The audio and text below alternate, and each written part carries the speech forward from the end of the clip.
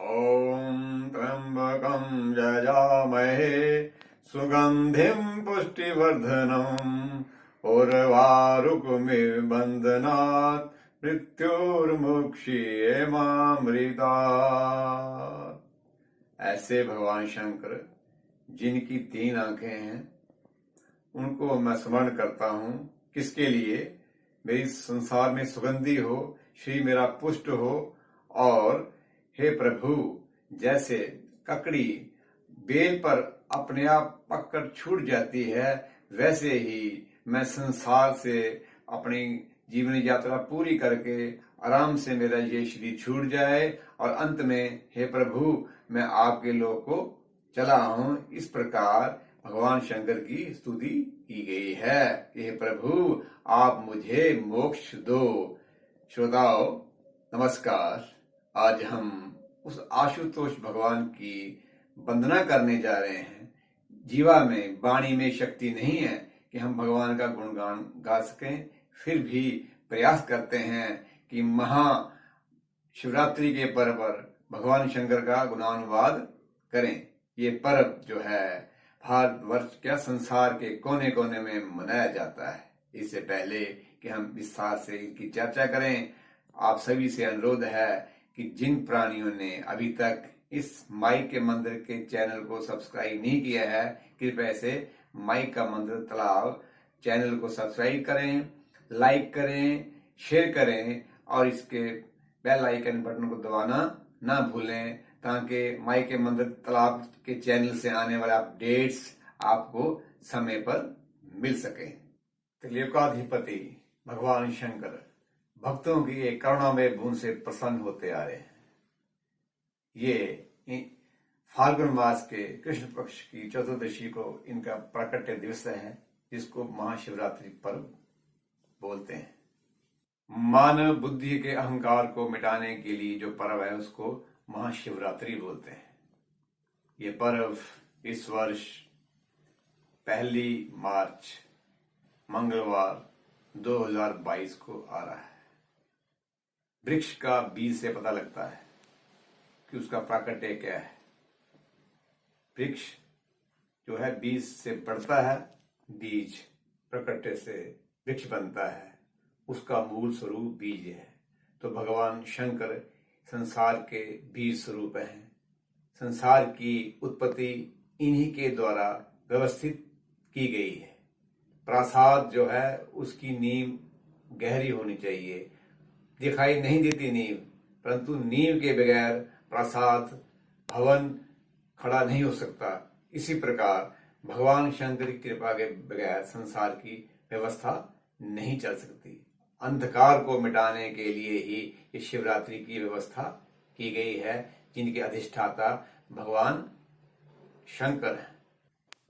इसलिए भगवान शंकर को बीज स्वरूप ही कहना चाहिए, क्योंकि संसार की प्रकटीकरण बीज से होता है। तो भगवान शंकर जब अंदर प्रवाहित होती है तो आदि शक्ति का स्वरूप धारण करती है, जिससे तीनों शक्तियों का प्रादुर्भाव होता है। ब्रह्मा, विष्णु और महेश, ये तीनों के अलग अलग स्वरूप हैं। ब्रह्मा जी सृष्टि के उत्पादित करता है और विष्णु भगवान पालन करता है, भगवान शंकर सृष्टि को समाहित करते हैं। इन तीनों का स्वरूप एक ही शिव स्वरूप है। जैसे हीरा है, हीरे के टुकड़े टुकड़े कर दिए जाएं, छोटे छोटे अंकुर हो जाएं, लेकिन उनमें चमक समाप्त नहीं होती। इस प्रकार भगवान शंकर की महिमा है, ये त्रिदेव हैं।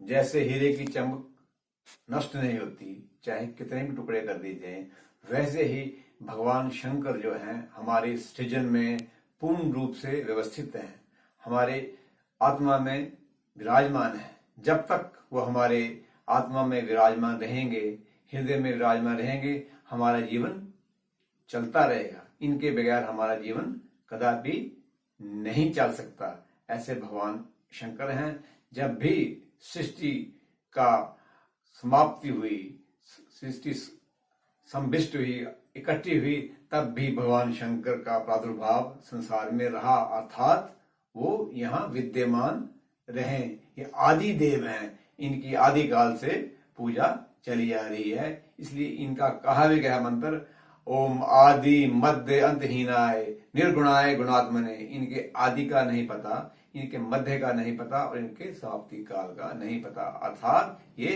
स्वयंभू हैं, इनका जन्म नहीं है।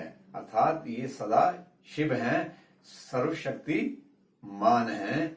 इसलिए इस शिवरात्रि को, इसको महारात्रि भी कहते हैं। संसार का जो अंधकार है उसको मिटाने के लिए इस शिवरात्रि की व्यवस्था की गई है। शिव जी परम सन्यासी हैं, ये रचना कर सकते हैं, जब भी चाहें नष्ट कर सकते हैं। इनके बगैर संसार का कोई भी कार्य संपन्न नहीं हो सकता। जब तक ये हृदय में रहेंगे हमारा जीवन चलता रहेगा। ये सृजन करता है, संहार करता है, पालन करता है, भिन्न भिन्न रूपों में ये कार्य करते हैं, अंधकार को ये मिटाते हैं। ऐसा इनका स्वरूप है। सदा शिव हैं, सन्यासी हैं। इनके द्वारा किए गए सारे कार्य संसार को मान्य होते हैं। में सर्पों की माला पहने हुए हैं। भगवान शंकर का स्वरूप नीलवर्ण है, गले में सर्पों की माला पहने हुए हैं। सर्पों में ठंडता है, शीतलता है और दहकता अर्थात अग्नि को अपने अंदर समाये हुए हैं। जितना भी संसार का डंग है, गर्मी है, उस सभी को अपने अंदर समाये रखें। गंगा का बोझ जटाओं में धारण किए हुए हैं, संसार को शीतलता प्रदान करते हैं। इस प्रकार अहंकार को नाश करते हैं और इनमें अहंकार की शक्तियों से जो प्राणी हैं उनको ये नष्ट करते हैं। ऐसे भगवान शंकर का स्वरूप है। इनका वर्णन करना, इनके बारे में व्याख्या करना असंभव सा कार्य है। ये दूसरे देवों से अतुलनीय है, उनसे ये इनका अंतर है। इनकी शक्तियां अद्वितीय हैं और जो दूसरे देवताओं में नहीं है। ये क्षमाशील देवता है, क्षमा ये कर सकते हैं। अगर हमने क्षमा मांगनी हो तो भगवान शंकर से ही क्षमा मांग सकते हैं। ऐसा इनका स्वरूप है। शिवरात्रि के दिन लोग भांग पीते हैं और उसमें भगवान शंकर का नाम लेते हैं कि भगवान शंकर भांग पीते हैं। क्या आप भगवान शंकर के समान आप में शक्ति है? घर पी सकते हैं? संसार की जितनी भांग है उसको आप अपने अंदर समेट सकते हैं? तो ये बुरी बात है, ये एक बहाना है, मूर्खता है कि भगवान शंकर का नाम लेकर उस रात्रि को लोग भांग चरस पीते हैं। ऐसा कहीं विद्वान नहीं। तो भगवान जो है क्षमाशील देवता है। क्या आप में, प्राणियों में ऐसी शांति है? संसारी लोग छोटी छोटी बातों पर गुस्सा करते हैं, युद्ध तक हो जाते हैं, लेकिन भगवान शंकर शांत है। अगर आपने भगवान शंकर को पाना है तो उनके समान क्षमाशीलता लानी पड़ेगी। अगर आपने अपने अंदर भगवान शंकर का ये गुण समाहित कर लिया क्षमा का, तो भगवान शंकर आपकी प्रत्येक क्षण रक्षा करेंगे, दुष्टों से रक्षा करेंगे, आपके अंदर के और बाहर के शत्रुओं का वो नाश करेंगे। भगवान शंकर ने गर्ल पिया, जहर पिया, संसार के कड़वे पदार्थ जो डंग इत्यादि संसार को कष्ट दे सकते हैं उनको इन्होंने पिया। तो इस रात्रि को ये संसार का सारा अंधकार, डार्कनेस अर्थात अज्ञान, मूर्खता और अहंकार को पीते हैं। इसलिए इस रात्रि को महाशिवरात्रि भी कहा गया है। इस सब शिवरात्रि का भाव ही यही है कि सारी बुराइयों को, सारे डंकों को भगवान शंकर अपने अंदर समाहित करते हैं और संसार के जो प्राणी हैं, जो इनको मानते हैं, जो इनकी आराधना करते हैं, इन जैसे गुण पैदा करना चाहते हैं, उनको ये शीतलता देते हैं। ऐसे भगवान अतुलनीय देव हैं। जिन्होंने शिव जी को मान लिया, शिव जी की क्षमाशीलता अपने अंदर ग्रहण कर ली, वो भाव सागर से तर जाता है। भगवान शंकर की उस पर अपार कृपा होती है। शिव जो है कल्याणकारी हैं, ये संसार के कल्याण के लिए ही अवतरित हुए हैं। शिव जी की पूजा करने से 3 तरह के ताप, दैहिक, भौतिक और आदि दैविक नष्ट होते हैं। भगवान शंकर इन तीनों दोषों को नाश कर देते हैं।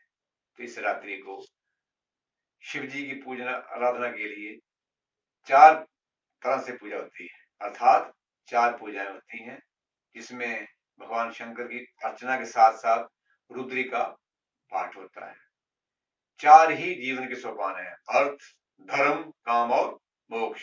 अंतिम जो सोपान है अर्थात जीवन का अंतिम उद्देश्य मोक्ष है, उसके ये दाता है। इसलिए 4 पूजाएं इस रात्रि को की जाती हैं और इसमें नाना प्रकार के स्तोत्र मंत्रों का जाप करना चाहिए। महामंत्र जो पंचाक्षरी मंत्र है ओम नमः शिवाय महामंत्र है। इसके अतिरिक्त और कई मंत्र हैं, लेकिन एक सूक्ष्म सा मंत्र है जो कि विशेष फल देता है, ओम जूं सा। फिर सुनिए, ओम जूं सा। इसका भी निरंतर जाप करने से संसारिक कष्ट मिटते हैं, संसारिक विपत्ति नाश होती हैं और मानव का कल्याण होता है। जीवन का जो उद्देश्य है वो उससे प्राप्त होता है। अर्थात इस रात्रि को यत्न से भगवान शंकर की पूजन अर्चन करने से संसारिक कष्ट खत्म होते हैं, संसारिक सुख मिलते हैं और फिर जो भगवत प्राप्ति है वो इस दिन प्राप्त होती है। ऐसी भगवान की अनुकंपा है। इसलिए इस बुराइयों को छोड़कर, ये भांग इत्यादि की मिथ्या बातों को छोड़कर भगवान में चित्त लगा के आराधन करने से, आराधना करने से, रात्रि को जागरण करने से आदमी की संसारिक सारी कामनाएं पूर्ण होती हैं। ऐसे भगवान शंकर कल्याण के दाता हैं। इतने शक्तिशाली देवता, मृत्यु पर भी विजय पाने वाले, इसलिए इनका महान मंत्र है, उसका जाप किया जाता है, जिसको महामृत्युंजय मंत्र कहते हैं। ओम त्र्यंबकम यजामहे सुगंधिम पुष्टिवर्धनम उर्वारुकमे बंधनात् मृत्युर्मुक्षे मामृतात्। ये संसार के बंधनों से मुक्त करता है। कल्याण के लिए शिव भगवान शंकर का एक मंत्र और है, ओम नमः शंभवाय मेव भवाय नमः शंकराय मेस्कराय नमः शिवाय शिवतराय ओम शिवाय नमः। ये कल्याणकारी भी मंत्र है। अर्थात श्रोताओ, आप कोई भी मंत्र बोलो, श्रद्धा से बोलो, रात्रि को जागरण करो, तो भगवान इतने शांत प्रिय हैं, इतने क्षमाशील हैं कि प्राणी के कायिक मानसिक पापों को नाश करते हैं, ज्ञाता ज्ञात पापों को नाश करते हैं। इसलिए यत्न से इस शिवरात्रि को भगवान शंकर की विधिवत पूजन अर्चन करने चाहिए। सारी रात्रि को प्रातः काल उसका संपूर्ण करना चाहिए, साथ फिर यथाशक्ति दान देकर कल्याण के भागी बने। श्रोताओ, आशा है कि आप इस प्रकार इस भगवान शंकर की आराधना इस शिवरात्रि को करेंगे, कल्याण आपका भगवान शंकर ही करेंगे। वो शंकर भगवान की जय। शंकर आप सभी का कल्याण करें।